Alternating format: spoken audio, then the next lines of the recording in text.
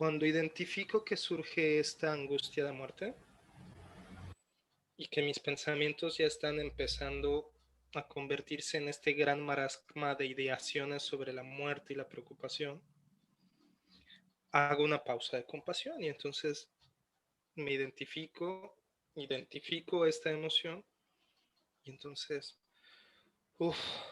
esto es mi angustia de muerte. Y hago mi pausa de compasión, nombrando mi emoción, deseándome buena voluntad, reconociendo que yo, como toda la humanidad, tengo angustia de muerte, reconociendo que es parte de la experiencia humana el tener miedo a la muerte, a la enfermedad, a la pérdida de mis seres queridos, de mis seres queridas. Y reconozco que en este momento está vivo eso.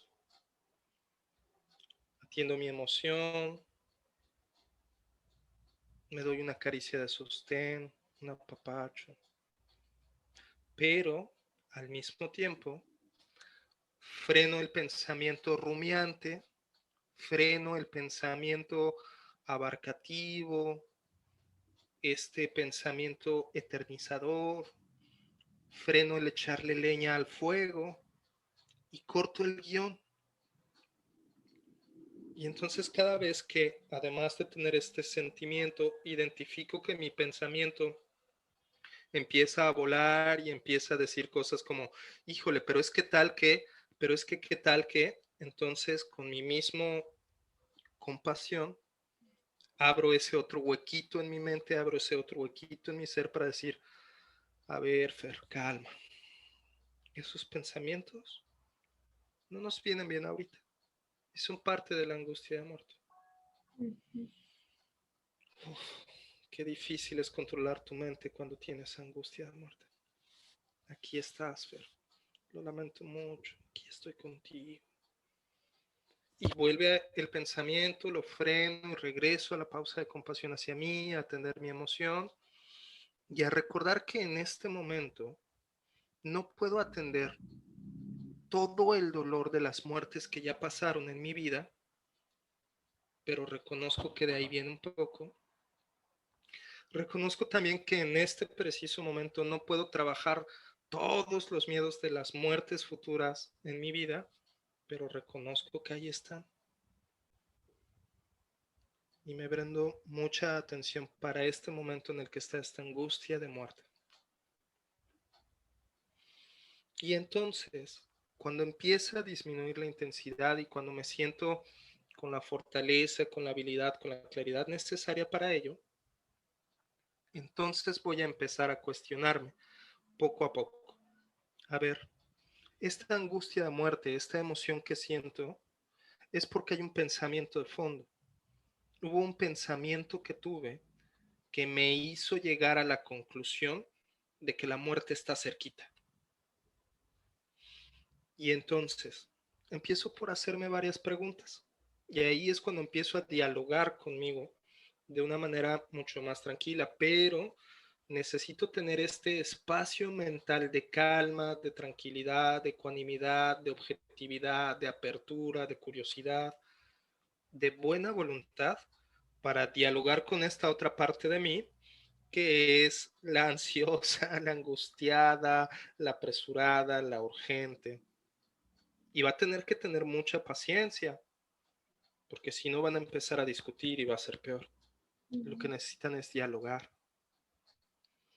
Y entonces lo primero que me pregunto es, a ver, hablando sobre la muerte, ¿es posible que yo me muera? Pues sí, o sea, soy humano, nací para morir. O sea, sí, sí es cierto, sí es posible que puedo morir, sí es posible que puedo enfermar, sí es posible que puedo perder aquello que yo valoro mucho. Sí es posible que las consecuencias de mis actos me traigan una consecuencia. Sí, sí es posible. ¿Qué tan probable es? Ah, bueno, entonces ya es diferente. Ok, entonces hablemos ahora de probabilidad. En esta primera parte que me pregunté sobre si era posible, pues también me apapacharé, también haré mi pausa de compasión y pues bueno, poco a poco tendré que recordar que pues para morir nacimos, ¿no?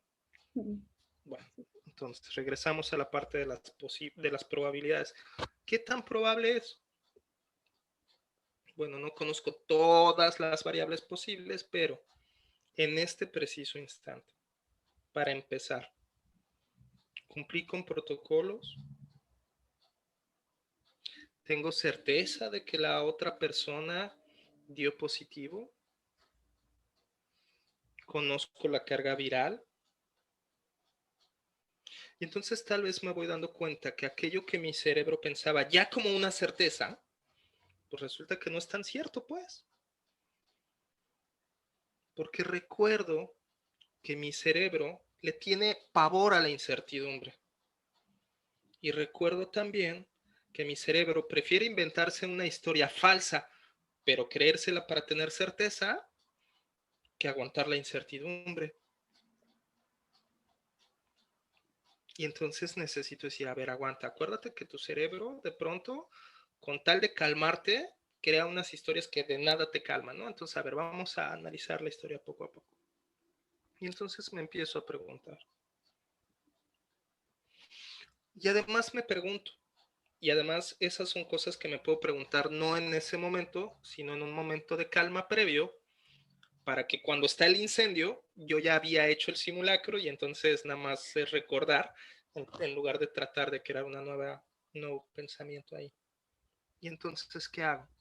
Ok, enfermarme, o sea, adquirir el virus, automáticamente me enferma, pues no siempre, ¿no? Hay un montón de gente que adquiere el virus y no se enferma.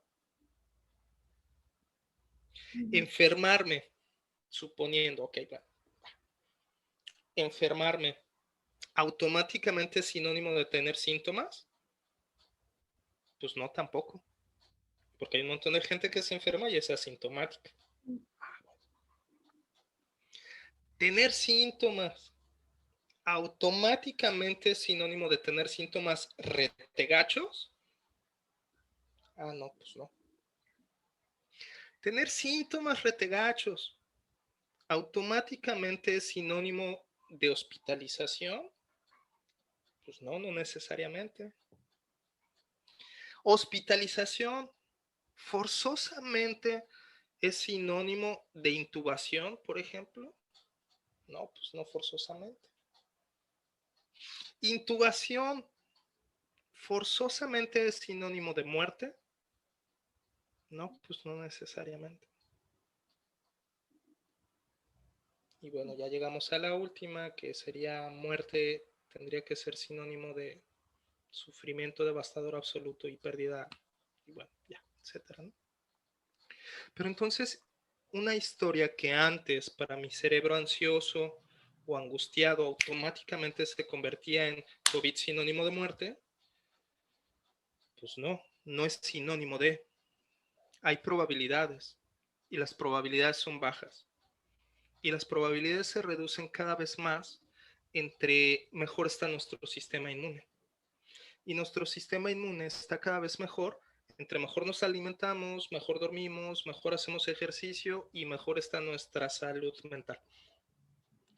Entonces, pues también estos ejercicios de práctica en los cuales contrastamos nuestros pensamientos con la realidad nos va permitiendo seguir sintiendo a lo mejor ansiedad, seguir sintiendo a lo mejor angustia, pero ya más como un remanente de un pensamiento que nos la activó, que como algo que se mantiene porque seguimos echándole leña al fuego y seguimos pensando algo que no necesariamente es real.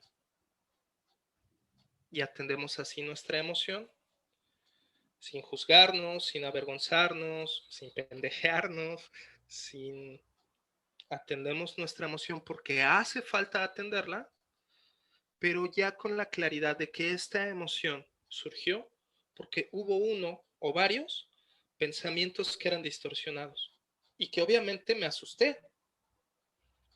pero al saber que fueron distorsionados, ya no voy a atender mi emoción con la urgencia de cuidarme de que esos pensamientos, porque me voy a recordar que, pues híjole, nada más entendí mal, sigo sintiendo la reminiscencia de la emoción, me sigo apapachando porque, pues aunque no haya sido nada, sí me asusté.